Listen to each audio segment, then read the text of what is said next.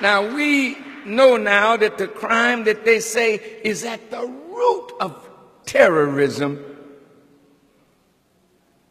was not committed by Arabs or Muslims at all. What did you say, Farrakhan? Over 2,300 of America's trained architects and engineers have joined in calling for a new investigation of 9/11. Well, what is 9/11? Some of you don't even know what 9/11 is.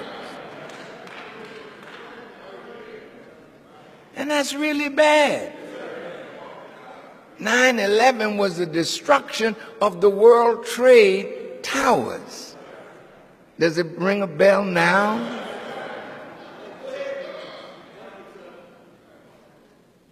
They say that the World Trade Center buildings were brought down by carefully placed explosives, not by planes. They say that all three buildings had to have been wired with explosive charges long before September the 11th. And this is something that took tremendous sophistication to do, and that sophistication was not with Osama bin Laden or his followers. Listen.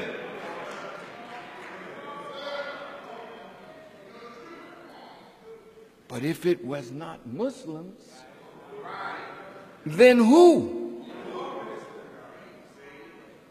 Thanks to the exemplary work of scholars like Victor Thorne and Christopher Boland, it is now becoming apparent that there were many Israelis and Zionist Jews in key roles in the 9/11 attacks.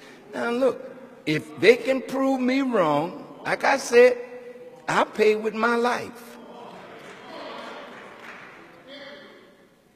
Since they want to kill me anyway, prove me wrong. We're dealing with thieves and liars and murderers. Listen to this. We know that many Israelis were arrested immediately after the attacks, but quickly released and sent to Israel. We know that the World Trade Center building was insured by its owner, Larry Silverstein, right before the attack, and in the insurance clause, there was a clause that if the building were damaged by terrorist acts, Mr. Silverstein would get paid. And guess what? Mr. Silverstein got $4.8 billion.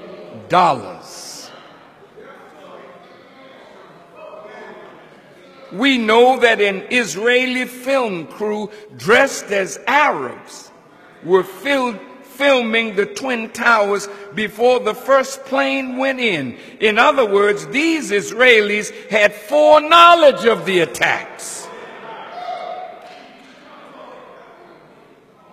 Now look, you say, but planes went in to these towers. Yes, they did.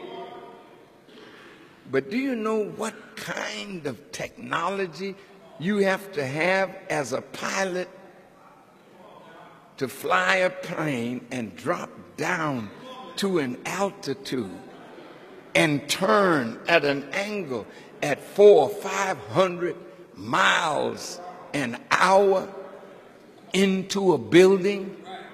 And the fuel of an airplane is not strong enough to create enough heat to melt the steel structure of that building.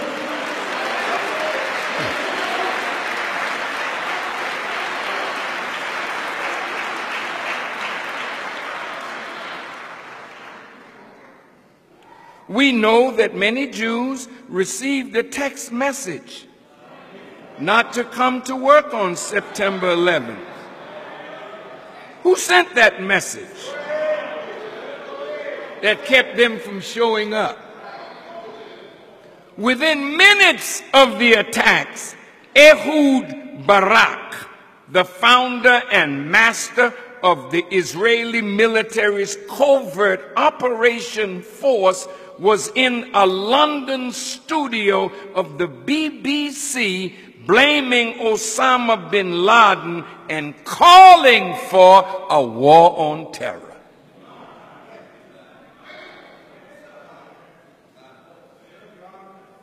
And we know that Benjamin Netanyahu told an audience in Israel, we are benefiting from one thing, and that is the attack on the Twin Towers and Pentagon and the American struggle in Iraq.